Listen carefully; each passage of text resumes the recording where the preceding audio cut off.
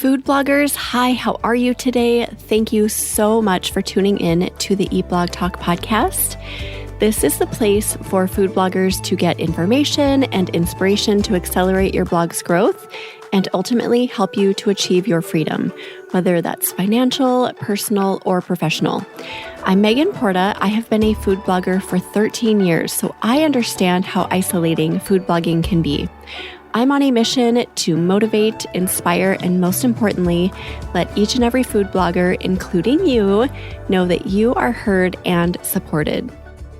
One of my favorite things is learning from food bloggers who have been on their journeys and who have made a lot of mistakes, because there are always lessons and growth opportunities that come from those mistakes. Samantha Blake from Samantha Digital joins me inside this interview to talk about the mistakes she made as a food blogger. Her food blog is put on hold for a little bit while she builds up her web design and SEO business, but she's going to get back to food blogging soon. She imparts some really important lessons that she learned when she was food blogging that we can definitely learn from, including not niching down, having poor keyword research strategies, pursuing different SEO strategies at the same time, wasting time on your blog design, and she presents a handful of other things that we can definitely learn from. I hope you love the episode. It is number 513, sponsored by RankIQ. Eat Blog Talk is thrilled to unveil the Eat Blog Talk Accountability Group, an exclusive community made for food bloggers who crave accountability, focus, and connection. We understand that not everyone is ready to dive into the Mini Minds group or the Masterminds program. That is why we've crafted this special offering for bloggers like you who want that extra push toward their aspirations but aren't yet able to make the financial or time commitment. Here's what the Eat Blog Talk Accountability Group has in store for you for this low introductory price of $34 a month. This ongoing membership has its own private Slack channel. You will gain access to a dedicated channel facilitated by the community manager at Eat Blog Talk, Taryn Soley, for questions, insights, and collaboration. You will get weekly accountability check-ins so you can stay focused and motivated with those weekly check-ins in Slack to track and achieve your goals confidently. You will have access to productivity focus sessions. Join these optional live Zoom sessions twice a week to boost your productivity by working alongside your peers and tapping into that collective energy. And you will get monthly group Zoom calls, replacing the former Clubhouse chats. Join these calls to connect, discuss current topics, share experiences, and celebrate achievements. Those calls will be hosted by me, Megan Porta, and I can't wait to see some of you there. If this sounds intriguing, head over to eatblogtalk.com/focus to sign up today. eatblogtalk.com/focus. Sam began a web design and SEO business after food blogging didn't go as planned for her. While she still enjoys cooking and baking as a hobby, she learned she truly had a love for web design and SEO when it comes to business. Sam particularly loves designing and developing websites and coming up with SEO strategies for food bloggers. It's the best of both worlds. She loves sharing her experience and knowledge about SEO to help more food bloggers grow their blogs. Hello, Samantha. Thanks for joining me today. How are you? Hi, Megan. I'm doing great. Thank you. Good. I am excited to chat about your food blogging mistakes and how we can learn from you. I think we learn best from hearing about those unfortunate mistakes. They turn into good things, right? But first, before we dig into that, we would love to hear a fun fact from you.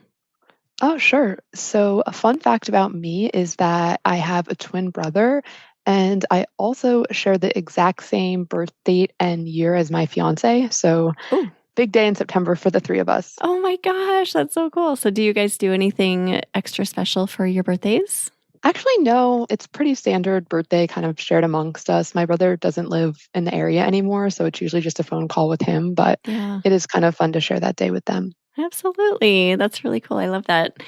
All right, well, let's dig into the topic. And I know you were a food blogger, and then you transitioned to be more of a web designer and SEO expert, correct? Yes, yep. So I'd love to hear that. Like, when did you start your food blog? How did you make the transition? All of that. Just give us that background if you don't mind. Sure, absolutely. So I started my food blog in the fall of 2020 during the pandemic. I was working really long, stressful hours at my 9 to 5 job. And so it kind of became a fun, creative outlet and hobby for me on the side after working on weekends. And I absolutely loved food blogging so, so much. But about 2 years in or so, I realized that what I really love is the web design and the SEO piece. And so I won't say I quit my food blog. I'll say that I put it on hold because I do hope one day to come back to it. But for now, I'm definitely all in on web design and SEO. I absolutely love it. I love working with food bloggers in particular because any way that I can help them avoid some of the mistakes that I've made absolutely makes my day. And so it was definitely a slower transition. I think I was a little afraid to take the leap, but I am so happy that I did. And it's definitely starting to pick up speed and just overall been a really fun, exciting journey. I love this story. I love also that you didn't get discouraged enough to just throw in the towel with food blogging, that it's on hold for you and that you are just pursuing another venture in love, right? I love that story. Absolutely. Yeah. So you started up your web design and SEO business, and how is that going? And how long have you been doing that? So it's definitely started out slow, I will not lie. Working full time, needing to really like learn the web design piece to offer it as a service. And same thing with the SEO side to build up my portfolio. It took some time, especially while I was working a 9 to 5 job. I actually had to switch my 9 to 5 jobs in the process of all of this because my 9 to 5 job wouldn't allow me to have a side business. So that slowed things down. But now I'm definitely starting to kind of pick up steam and have a consistent client base and get results for my clients. And so, yeah, it's been a really fun journey, a lot of lessons along the way, a lot more to learn. Yeah. So you were actively food blogging for 2 years, you would say, somewhere around there? Exactly. Okay.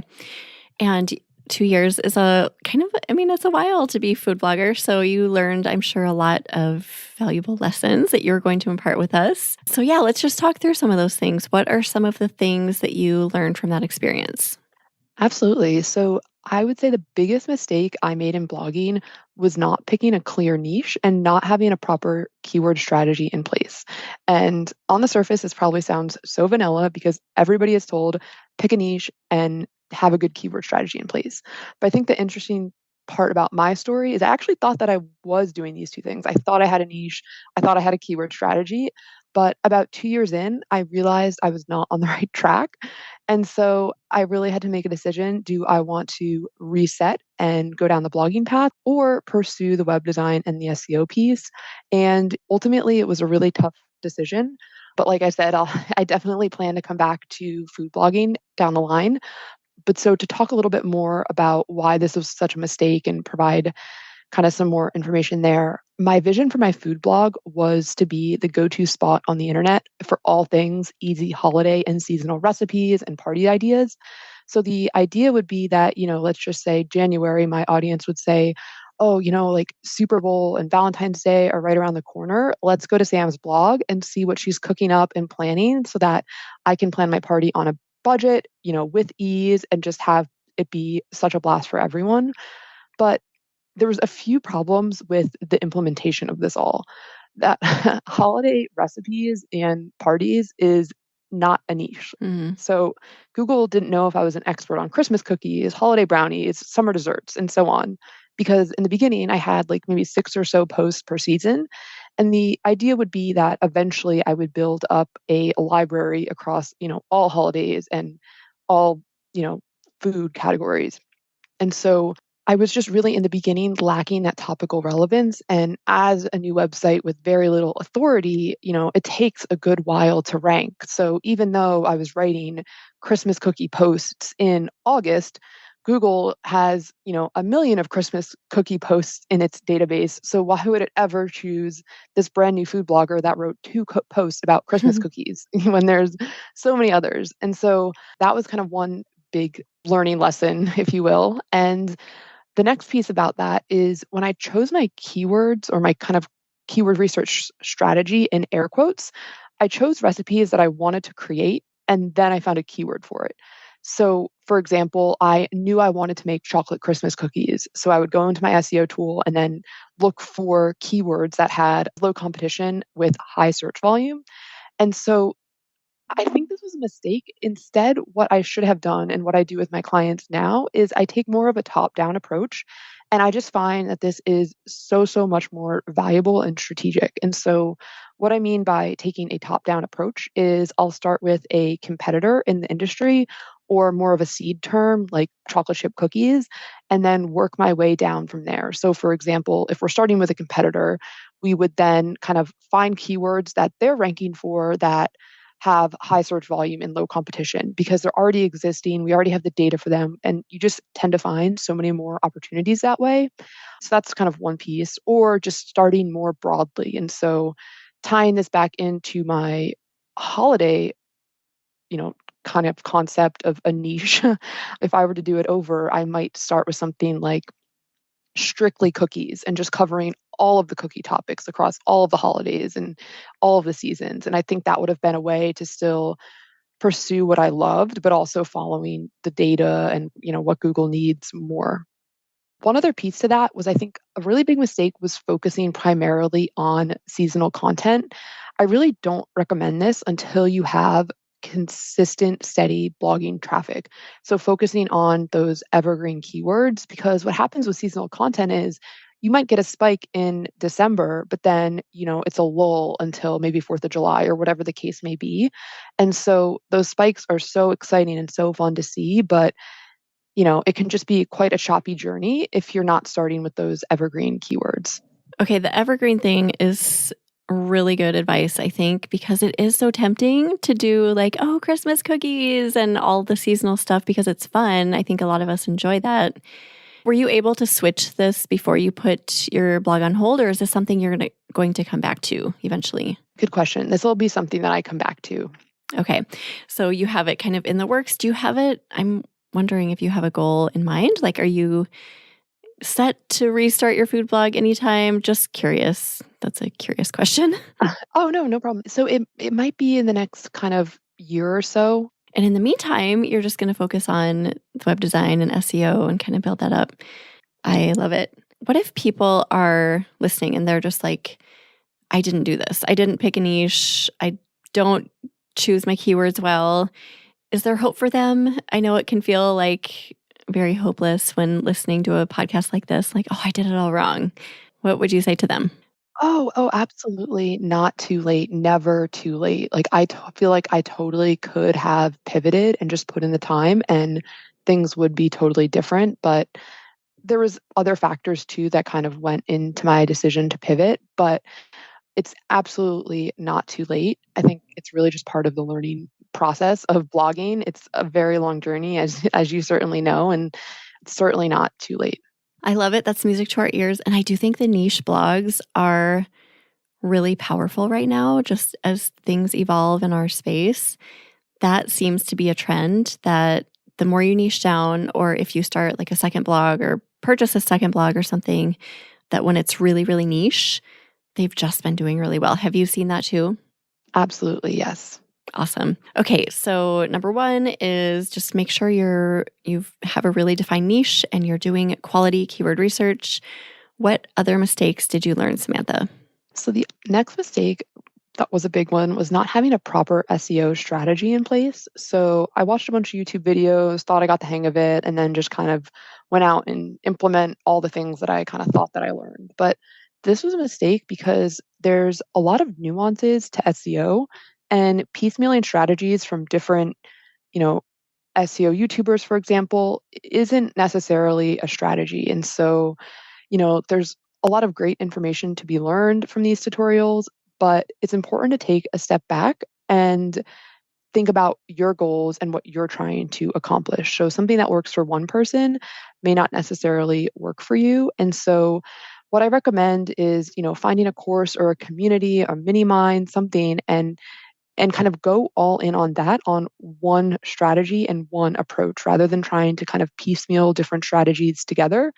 Because one of the things with SEO is, unlike social media where you get instant feedback about your content and your strategy, With SEO, it is very much a delay. And so the work you do today, you might not get feedback for 3 months. And so, waiting that long to find out if what you're doing is right is a really big kind of time suck. And so taking the time to join a community, grow your network, talk with others about this, I think is a really powerful approach to, you know, solidifying your SEO strategy and kind of starting to move yourself in down the right path. Hello, food bloggers. Let's take a quick break to chat about my favorite keyword research tool, RankIQ. I love how the way I've used RankIQ has evolved over time. Here is one new creative way I have been using the tool. I go to the keyword library in RankIQ and I type in the topic of the post I'm creating or updating. An example is if I update my pulled pork recipe, I would type pulled pork into the include section and apply filter. I'd then sort from lowest to highest competition and browse through the keywords that populate starting from the top. I would pick 3 or so of these keywords that would help to round out my post. A couple examples: can you freeze pulled pork? And brisket versus pulled pork. Now I put those selected keywords into my pulled pork post as H2s and type my best answers to the questions underneath in body copy. This is a great way to potentially grab other low competition keywords outside the main keyword I'm shooting for. Feel free to use this strategy as well. I hope you do. Head over to rankiq.com to test it out for yourself. Now back to the episode. This one is so hard, I feel like, because there are so many voices and some are loud, some are quiet, some are bold. You know what I mean? Like, who do we listen to? And then that whole part about sticking with it, I completely agree with you, but it's so hard to stick with something when you don't know if it's working for 3 to 6 months. But this is the world we live in, right? Yeah, absolutely. Well, I will say, I guess specifically in my case, I was following more broad SEO advice, not specific to food blog. So anything related to the Eat Blog Talk community, the Blogging Millionaire community, I think those are really great resources that I wish I found much earlier. But I was following much more kind of cookie cutter, high level, maybe for like a business or an affiliate marketer solely. And so my recommendation would be to specifically, immerse yourself in the food blogging community more so. Yeah, and there are experts that emerge all the time in groups, I'm sure, but I do agree with you. I think it's important to kind of stick to one strategy, but I also think it's important to hear people out, right? Like to hear other perspectives on just there's so many things that are included in the world of SEO. So do you find value in that too? Just like hearing what people have to say? Oh, absolutely. Absolutely. Yes, totally. I love getting kind of insights from all various sorts of experts in the industry, but just try not to implement all aspects of everything because you'll find, at least I found that I was spreading myself too thin. I wasn't really sure where my results were coming from. If it was coming from this strategy or that strategy. And so it's definitely great to hear all of the ideas, but, try not to get too much of like shiny object syndrome of like, oh, I'm going to try this hack or that hack. Okay, I like that. So hear people out, but kind of use your discernment to know what to go forward with and actually implement in your business.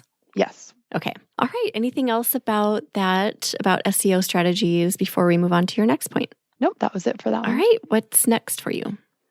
So I wasted so much time tinkering with my blog's design early on, and it was just productive procrastination at its finest. Like I just wanted to have the most beautiful blog and it really wasn't necessary, especially as somebody coming into it with no prior blogging experience, no food photography experience, no copywriting experience, and all of these things that I had to learn. I was putting so much time into the design, but especially as an early blogger, all you need is simple, professional, user-friendly, and searchable. That should be the focus. And once you have that, focus on all of the other things. As food bloggers, we're copywriters, we're videographers, photographers, we are sales people, marketing people. And so, a website's a one-time thing that you need to do, whereas all of these other ongoing activities that you need to really kind of invest in, like the photography and the writing, focus your time more so on there and just, check the blog design off as quickly as possible. Don't obsess over it early on because I find that it can just be quite a big waste of time. Yes. Okay, I love this one. It can be such a vanity metric, I think, and some people really prioritize that, I think, to establish what their brand is and, that's fine.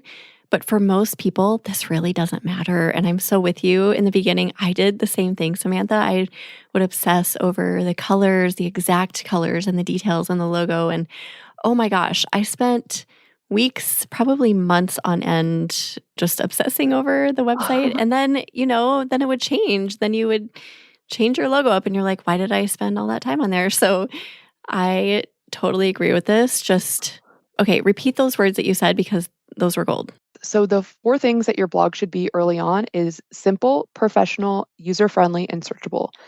Once it checks those four boxes, which hopefully it does very quickly because we're not tinkering with design aspects, then you're, focus on the blogging piece, recipe development, videography, photography, etc.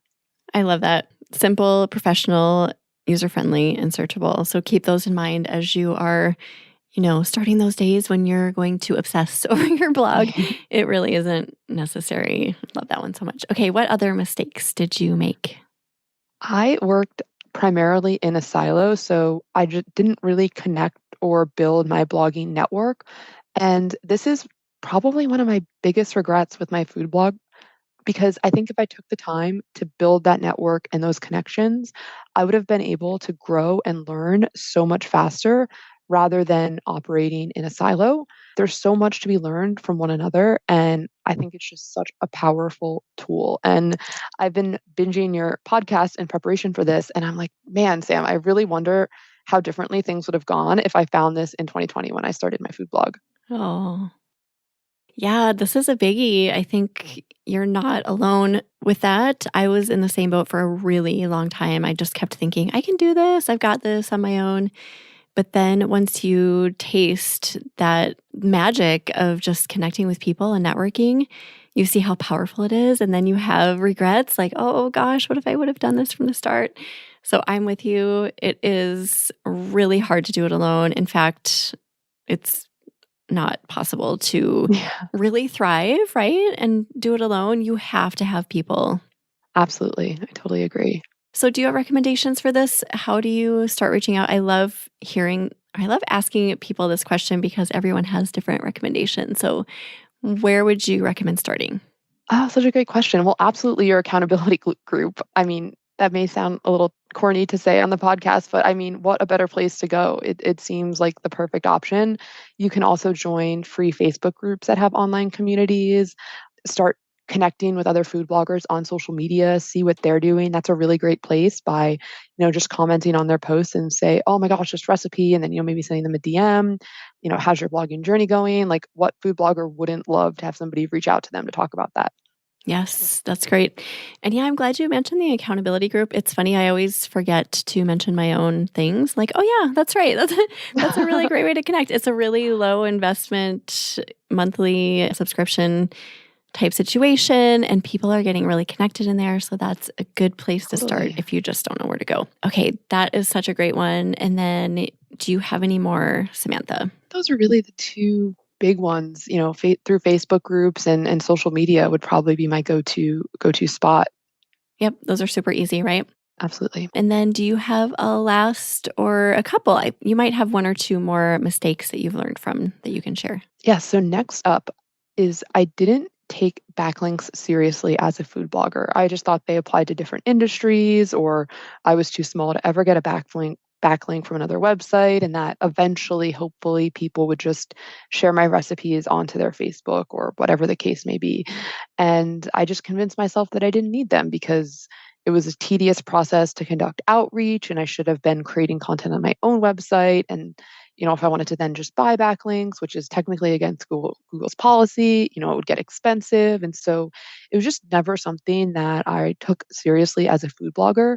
And I think taking the time for this is so, so worth it, especially now looking back into it as I get more into the SEO world and help other food bloggers with their SEO. Like the power of backlinks should not be understated. And so I know it can be really hard as a food blogger. So kind of two tips for food bloggers trying to build backlinks is start with people in your network. Like if you're part of, a food blogging group or you have friends on social media, offer to write them a post for their blog and then, they can write one for you. And then this way you can each get a link, maybe spread it out a couple months apart or so. And it is just such a great way to, reach a wider audience, build credibility of your website with Google. And as you get practice, it'll get more easy and natural to reach out and pitch yourself to other bloggers and also just build relationships with them. Yes. Oh, it's really easy, like you said, to ignore this because it's not something that's directly tied to creating content, right? So it's like, oh, I can put that off and think about it later. But I think the bloggers who really do focus on getting backlinks are not sorry. They're really glad that they did it and put the effort in. I heard about, someone was talking the other day about maybe a Facebook group where you could contribute recipes from your blog into roundups or something like that. I've never done that. I'm not familiar with it, but I think something like that exists out there and that can really help to build up your backlinks too. Are you familiar with that strategy? Yes, roundups are a fantastic way to build up your backlinks. So, a couple ways you can go about finding these opportunities, whether it's a guest post or a roundup, is you can go to Google and just conduct a search for food blogger roundups or, food blog guest posts and all of the variations of that. Like, get a guest post for a food blog. There's so many variations to kind of go down so many rabbit holes for that. Yeah, there's so much power in roundups, even outside of just the backlinks. I do so many roundups. They're so powerful. And one of the things we do is if we, let's say we're putting together, 40 side dishes to go with pot roast or whatever. And in my content, I only have maybe 20 or 25. That leaves some left, that we have to fill in. So we kind of reach out to the people that, by we, I mean me and my VA, reach out to the people that I know and trust, like bloggers who I know produce really high quality content. And we just say, would you mind if we put your recipe in, using all the best practices? And they're always happy to do that because they get a backlink. So doing things like that is going to make people want to give back to you when they're creating roundups. They'll think of your content. So just something to keep in mind if you are creating roundups for your content. Great point. Okay, anything else on that point, Samantha? I just wanted to add that I do have an entire listing of guest blog post opportunities for food bloggers. If you're interested, you can send me a DM on Instagram or send me an email, and I'd be glad to send it to you. Oh, awesome. That's amazing. Do you have any other points, any other mistakes you've learned from that we can absorb? So those were my top 5, and I think not making those mistakes will absolutely help put you on your path towards your success. Yes, agreed. I love all of these so much. If you could pick out one most important, which one would you pick out? Ooh, I would say building your blogging network, as hard as it may be, because I think each is so, so important. But I think building your blogging network not only provides accountability, you can learn from each other, you can help each other, and just really accelerate your growth and your success in food blogging. Yeah, that's a biggie. Learn from Samantha, learn from me. Don't do this. Don't ignore people. Don't work in a silo like we did for a time. So there's so much power there. Well, thank you, Samantha. So I know you have this amazing web design and SEO business. How can we support you in that business? Are there offerings that you have that could support food bloggers? Why don't you talk about that?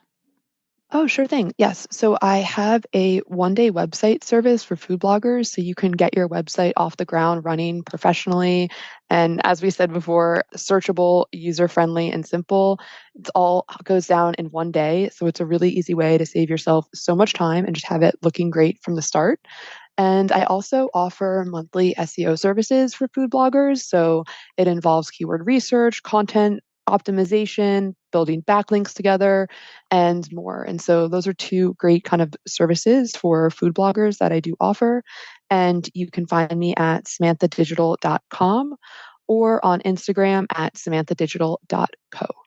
Awesome. Well, thank you so much. And to end our chat today, do you have either a favorite quote or words of inspiration to share? Oh, sure. So yes, I would say be proud of the work that you do And don't be afraid to ask for help. And remember that business is a journey and not a destination. Oh, all such good words. Amazing. Thank you for sharing that. We'll put together a show notes page for you, Samantha. So if anyone wants to go look at those, you can head to eatblogtalk.com/Samantha Digital. And you already shared where we can find you. So thank you so much for being here, Samantha. And thank you for listening today, food bloggers. I will see you in the next episode. Thank you so much for listening to this episode of Eat Blog Talk. Please share this episode with a friend who would benefit from tuning in. I will see you next time.